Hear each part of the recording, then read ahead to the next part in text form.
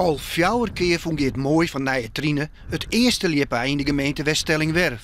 Maar nog nooit wie hij de eerste van de provincie. En dat was zijn grootste droom. Juster kwam die uit.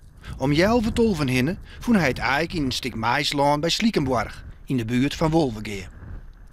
Geert en zijn broer Herman stonden van de morgen op het tiert naar bed. Want om 9 uur mij er op het provinciehuis het eerste liepaai aanbieden aan John Jorritsma, de commissaris van de Koning. De lotterschaal stiet al klaar.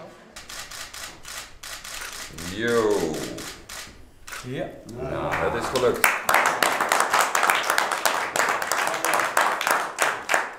Jongens, onze ijsziekje van 2014.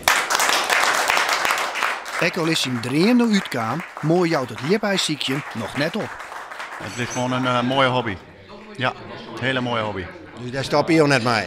Never nooit. En ik hoop ook dat het tot eind van de dagen doorgaat, want ik zal ook met mijn kleinzoon het land in.